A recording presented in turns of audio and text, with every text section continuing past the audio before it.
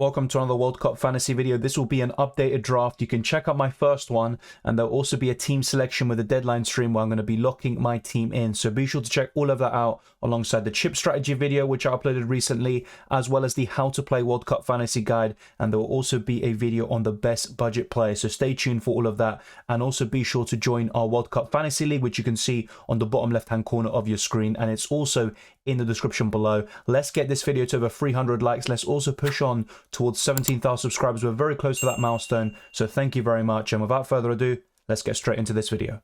As always, we're going to start off with the goalkeepers, and I've made two changes in this position. I've gone for Thibaut Courtois in this current draft, alongside the Uruguay #1 at the moment, which is Sergio Roche. But we're going to talk about this as well, because there is some confusion about Muslera versus Roche, and we're going to clarify that in this video. So with Thibaut Courtois, he only conceded 3 goals in 6 games in Euro 2020. But when you look at his record in more recent competitions, it hasn't been as impressive, especially in the Nations League. So 2 goals conceded in 2 Nations League matches. Still, one consistent theme with Belgium and Courtois is that he doesn't really concede more goals than games played, which is fine, but the defensive record has been up and down, and sometimes they pretty much concede a goal every single game, and sometimes, like in the Euros 2020, they only concede maybe once every 2 games. So there's a bit of disparity there with Belgium, and they aren't as strong as they once were. They probably were a much better team going into the 2018 World Cup, and a few other stats to kind of throw at you as well. He's only conceded 2 goals in 9 Euro qualifiers, which is also really impressive. But once we look at the World Cup qualifiers,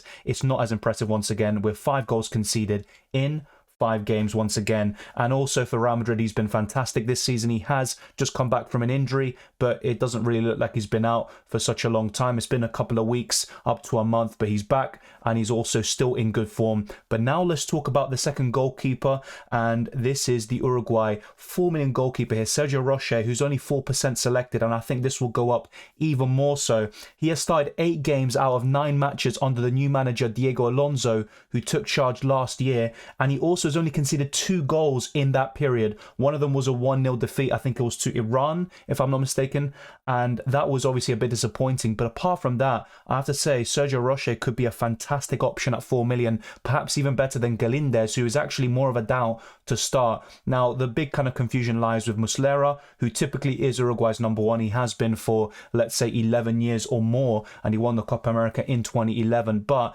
things have changed now, and under this new manager, Roche has started the vast majority of these matches, Muslera starting the other one, but it was under Oscar Tabarez where Muslera was kind of #1, no one would touch that position. But now things have changed, and I firmly believe Sergio Roche will start in Matchday 1, and if that's the case, at 4 million, he's an absolute steal. Now, what I might do is actually go for Alisson instead of Courtois, because things work a bit differently in this game. It looks like we have lockouts, as we discussed in the How to Play World Cup Fantasy video, where a player cannot be transferred out or captained once their game starts, but you can make transfers and bring out a player that hasn't played yet for a player that is yet to play, and their points will count towards the same match day. So I could maybe feasibly go for Alisson and Roche, who play on the same day, but playing at different times. It would enable me to substitute one for the other. So on that particular day, the Thursday, I would have to be very, very aware of how those keepers do, and be aware and be sure to make those substitutions in time. So Alisson may yet come in for Thibaut Courtois, but for the time being, I'm going for the Belgian shot stopper and a potential steal at 4 million.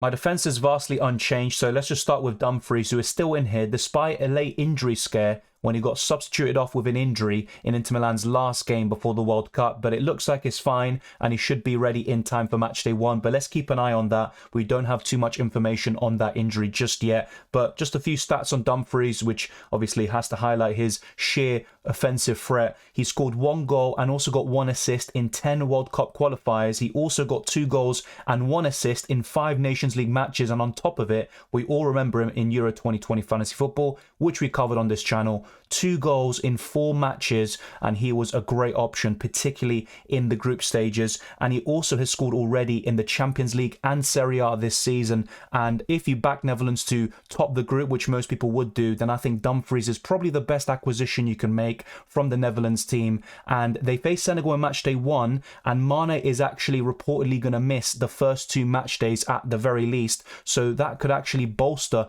the case for Dumfries. However, that doesn't mean that the Netherlands will keep a clean sheet against Senegal, even without Mane, and Ecuador is another team that could cause problems for the Netherlands, so I wouldn't back on 2 out of 3 clean sheets per se, but what Dumfries has over the other defenders is the attacking threat, and defenders get 7 points for scoring a goal. Dumfries is one of the very best at doing so, and that's why he's in this team. And another Euro 2020 fantasy football legend, you could say, is Mæhle, who's only 4.5 million in this game. I thought he should be the most expensive Denmark defender of the lot, but there are some more expensive options, yet Mæhle is probably the best one, to be honest. And in the Euros, he scored 2 goals and got 1 assist in 6 matches, and he played 90 minutes in all of them. And he also has produced 17 returns in 15 games post the Euros with 5 goals, 4 assists, and also 8 clean sheets. So definitely check Mæhle out. I think he's a great option with 2 great fixtures in match days 1 and 3 against Australia and Tunisia. So have a look at him. He's one of the very best options in the game, and his ownership is, let's say, quite high, you could say. It's going to approach 20% and beyond. He's going to become really popular, but for the time being, he's still slightly under the radar for a lot of managers who probably still see Denmark as not that good of a team. Well, they are. They were probably a bit unlucky not to reach the final of Euro 2020, and I think they have a good chance of going far in this tournament, maybe even another semi-final or beyond. You just never know. They could be this year's Croatia. Then Otamendi is another one who is very impressive. He's 5 million. He's not going to get too many goals per se, but he can be a steady ship there, nailed in the Argentina defense, and he can get plenty of clean sheets. So 3 clean sheets in 5 Copa America matches last year. Very impressive stuff. 7 clean sheets in 15 World Cup qualifiers, and obviously Argentina have slowly improved over the years, more so over the last 2 years, you could say. And he has never conceded a goal with Emi Martinez in goal and Christian Romero alongside him. And also Saudi Arabia have scored just 3 goals in their last 8 matches. So a lot of stats there in Otamendi's favour. Not so much in terms of the attacking threat, but he's nailed. He's the leader of that defence. He's going to play all the games. And he's still got a bit of attacking threat, of course, with the set pieces mainly. But just don't expect 2 or 3 goals in this competition. I think 1 is feasible, and that would be enough for a big haul. Potentially in match day 1 as well. And now moving on to Kieran Trippier, I think is a fantastic option here at 5 million. Another one who offers great value, and that's the kind of key theme throughout most of these defenders. And Trippier has got 1 goal and 3 assists in the Premier League this season, and he's also got the joint most clean sheets of Arsenal. It's between Newcastle and Arsenal, of course, and 2 clean sheets in 2 starts during the World Cup qualifiers. He is very important to that England side, and with all the injuries to Reece James, Kyle Walker's coming back from an injury, Trippier should be the number 1 choice, even over Trent Alexander-Arnold and Ben White. I would be very surprised if Trippier didn't start in match day 1 and if he wasn't the main right back for England in this tournament. On top of all of what I just said, he also had 3 starts at Euro 2020, and he got 2 clean sheets and 1 assist, and also in the Nations League 2 starts, 1 clean sheet, and he played the likes of Germany and Italy, who of course are the Euro 2020 reigning champions, and he also got 3 starts in Euro 2020 qualifiers, and guess what? He got 2 clean sheets. So Trippier will get you plenty of clean sheets, I think, 1 or 2 in the group stages, and he also has the attacking potential. He's on set pieces. There's a lot to like. Only 5 million. I would rather cover England defensively with Trippier over Pickford in goal or any other defender you can name from the England ranks. And then the last one is Benjamin Pavard, and I'll be honest, he's probably the weakest one in this team, despite playing for the reigning World Cup champions. So he is facing Australia in the first match day, which is a pretty good fixture. But in match day 2 against Denmark, I think they will score and France won't keep the clean sheet. But in 6 Champions League matches this season, Benjamin Pavard has 2 goals and also 2 clean sheets. And this was in a group with Inter Milan and Barcelona, by the way. He also got 2 starts and 1 clean sheet at the World Cup qualifiers and no clean sheets in the Nations League, which is very concerning. And I think one thing to note with France is that they've only won 1 of their last 6 games, and that includes 2 draws and 3 defeats. And they struggled a lot to Denmark in the Nations League, who beat them 2-1 in France and also 2-0 in Denmark. So Denmark, I have to say, have a really good chance of topping the group. So be very careful, especially in match day 2. There's obviously this kind of famous saying about the World Cup winner's curse, where apart from Brazil in 2006, every single winning nation since 1998 have failed to qualify from the group in the next tournament. Now, I think France will qualify, but it would not surprise me if Denmark top the group and even beat France in match day 2. But for match day 1 specifically, Pavard is a good pick, but I might go elsewhere, and I want to cover Brazil defensively despite them having Serbia and Switzerland in their group. The midfield is interesting to say the least. I don't think they're as enticing or as explosive as the midfielders in FPL or UCL Fantasy, but there are still some really good value options. And the key difference for me is no De Bruyne. That's something I'm yet to weigh up and finalise on whether I go for him in my midfield or not and go for a more balanced midfield, as you can see on screen. So let's start off with Olsen, who has been one of the key figures in the World Cup qualifiers. He was Denmark's top scorer with 5 goals, and he also got 3 assists from 7 starts, 10 games overall. And he also has 2 goals in his last 3 games in all competitions for Denmark, so really impressive stuff. And he's also shown some good domestic form with 8 goals and 3 assists in 20 games for Club Brugge this season. And not only that, he's got 2 goal contributions in the Champions League in 4 games against the likes of Porto and Bayer Leverkusen. So he has been really consistent and impressive. And remember, Club Brugge topped their Champions League group, which had Atletico Madrid, who ended up finishing bottom. So Olsen's an impressive player for both club and country. He's only 6 million, and I think he could offer quite a lot of different avenues to points with goals, assists, and perhaps key passes as well. Remember, a midfielder gets 1 point for every 2 key passes they make. But let's move on to the rest of the midfield, which I'm still not completely settled on. I've gone for Jamal Musiala at the moment because he has been in incredible form for Bayern Munich. But there are some stats that do worry me, and not just that, just we haven't seen enough from him on the international stage. So in the Bundesliga, he has 9 goals and 6 assists in 14 games, with 12 of them being starts. That's an incredible record, especially for someone of his age, but only 2 assists in 5 Champions League matches. And worst of all, he's only scored once for Germany, and he's got 2 assists in 17 appearances. So that's quite worrying. And I still think that he needs this kind of breakout tournament, which could be this one this year, and he could be the difference maker for Germany. But so far in his career, he hasn't really shown what he's capable of in the Germany national team. Of course, it's not just about goals and assists. He is a really good player all around, a great dribbler, and he's a good passer. But I think the goals and assists will come with time, and he could become just that lethal force for Germany and probably their talisman up front. But for the time being, we haven't seen it, so I'm still a bit skeptical, and he could be the one making way. And I'll be honest, a lot of these midfielders around 8 million haven't really impressed me, and that's why I would love to have someone like Kevin De Bruyne, but it would mean sacrificing a premium forward and also potentially making another downgrade across the rest of my midfield. So be aware of Jamal Musiala. I know he's becoming really popular and he's a great player, but he hasn't done it for Germany yet. So let's just see how it goes, and he might not be in my final team selection. I think he's probably the weak link, you could say, or the least likely to be in my final team out of all of these midfielders. Now moving on to Steven Bergwijn, who is 7 million, and the Netherlands have just so many options. You've got Kakpo as well, who I will talk about as well in other videos, and you've also got the likes of Depay up front and Dumfries. But looking at Bergwijn, he is arguably the best out of position player in the game, particularly out of the midfielders. He's playing up front, as I talked about in recent videos, and in his last 6 starts for the Netherlands, he has 5 goals and 1 assist, a really good record, and this includes goals against Belgium, Germany, Denmark, etc. Really good nations to score against. And also he's nailed on to start with 3 winnable games per se, but I'll be honest, like I said, Senegal and Ecuador could be quite tough, and I think some people are underestimating those nations. And he's got 7 goals and 3 assists in 13 games for Ajax this season. Like I said in the last few videos, it's a renaissance for him. He has been doing a great job for both club and country now, and he is showing what he's capable of compared to what he did at Spurs, where he just completely underperformed and the managers weren't getting the best out of him. So Bergwijn is a good option at 7 million. I think he could offer extremely good value and probably the best midfielder at that price and below, alongside the likes of Olsen.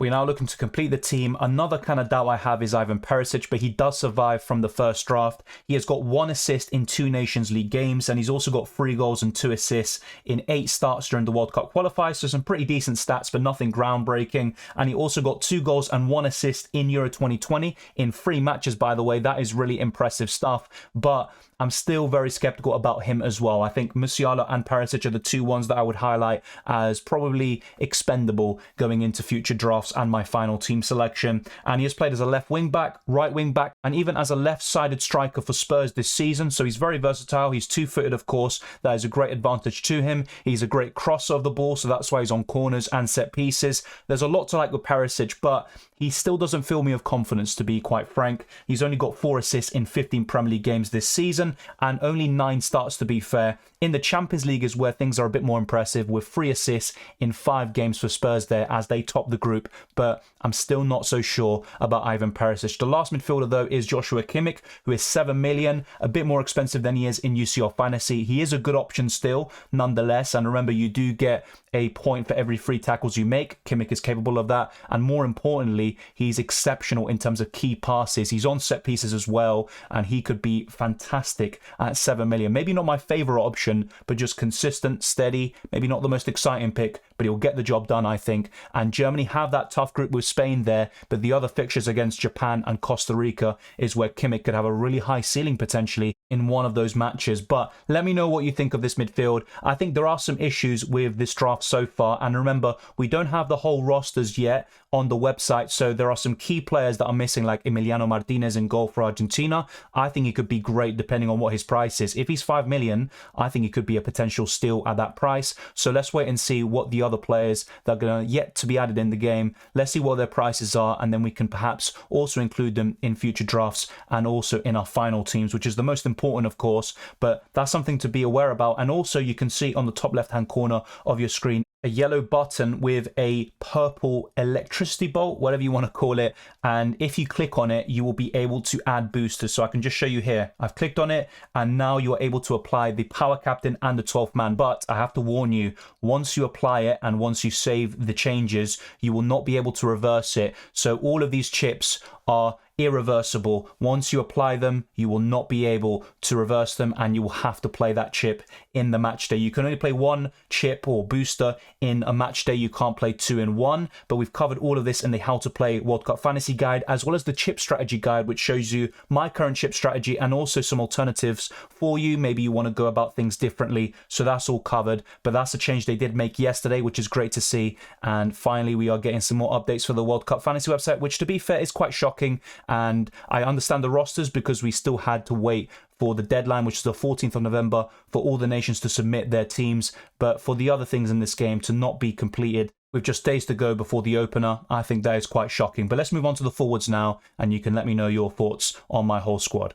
We have gone for 3 South American forwards yet again, but there are 2 key changes here, with Lautaro Martinez and Neymar coming in. Messi is the only one that remains. So let's talk about him very briefly if possible. He's got the second most goal contributions of any player in this calendar year, only behind Mbappe. He also has 7 goals and 10 assists in 13 Liga matches this season, 4 goals and 4 assists in the Champions League so far, and he got 4 goals and 5 assists in 7 Copa America matches last year, and he's the only player in history to win the International Player of the Tournament, also win the Golden Boot, Playmaker, and the tournament itself. He's the only player to do all of that in a single international tournament, which is incredible, of course. And also, he was the man of the match in the Finalissima final against Italy with 2 assists, and he was incredible in that match as well. And his international record is insane: 90 goals and 51 assists in 164 caps for Argentina. So basically, I would go for Messi. Even his record in this calendar year for Argentina is incredible, with 10 goals and 2 assists in just 6 matches. So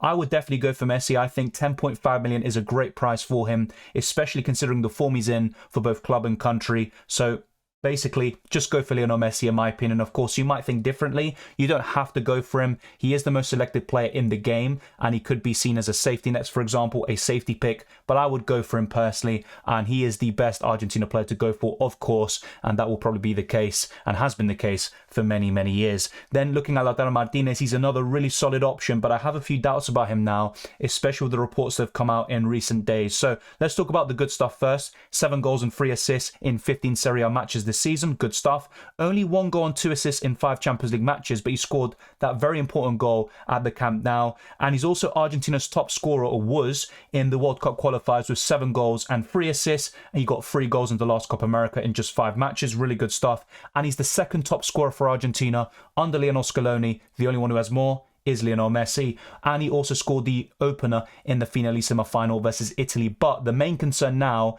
is Julian Alvarez. Over the last few days, he has been training incredibly well, and he has been impressing Scaloni and the rest of the coaching staff that much that he is actually in contention to start against Saudi Arabia, and that could be at the detriment of Lautaro Martinez. There is a world where both of them starting is possible, but I think that would involve too many changes in the Argentina setup. Of course, Lo Celso's injured, which is a huge blow for them, and they are looking for a replacement there. It could be Enzo Fernandez, it could be Alexis McAllister from Brighton, but it also could be Palacios. Another kind of possibility for Argentina is switching formations potentially to a 4-2-3-1, playing Messi as the attacking midfielder behind Di Maria, Alvarez, and also looking at Lautaro Martinez. But I think that's a bit less likely, and I think they'll go for a like-for-like replacement. But let's wait and see. The big concern, though, is Alvarez, who's been in incredible form and could start over Martinez in matchday 1, so be aware of that. That is definitely going to be a big concern. The final forward, though, and someone I would never have any doubts about him starting, is Neymar. And speaking of incredible records,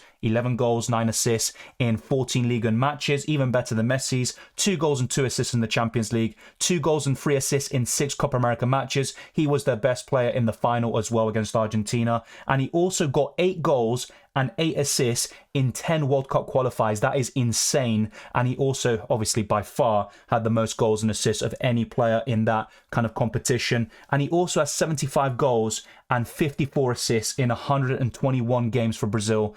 An incredible record, right up there with the very best in their history. And he also, once again, got 6 goals and 2 assists in 10 World Cup matches. That's actually the exact same number of goals as Messi, who has played 19 matches in the World Cup. So, obviously, a lot of World Cup experience there between Messi and Neymar. Yet you also have Lautaro Martinez making his first World Cup appearance. But I have to highlight the problems across this team. So I think Courtois is a good option, but might be a tad too expensive. And I am considering going for a cheaper goalkeeper like Diogo Costa from Portugal, who has been exceptional in UCL Fantasy. If you remember him, of course, 3 penalty saves in a row, and he is the highest scoring player in that fantasy game. So I am considering him at 5 million, and also some alternatives like Alisson. I definitely want to cover Brazil defensively in some way, shape or form. And other concerns I may have definitely include the midfielders. So I'm looking at the likes of Musiala. Having 2 Germany midfielders doesn't really look that great, and I don't think Germany midfielders are that necessary anyway. Kimmich is one that I think is consistent, that will be reliable and a safe option, so to speak. But Musiala is someone I'm a bit concerned about, despite his high ceiling and potential. And Lautaro Martinez, there are some concerns about him with Alvarez knocking on the door, and he's only 6.5 million, by the way. And the other concerns would include Perisic and Pavard. But the rest of this team, I'm talking about Messi, Neymar, Kimmich, Bergwijn, Olsen, Mæhle, Dumfries, Otamendi, Trippier, and also you could say Sergio Rocher.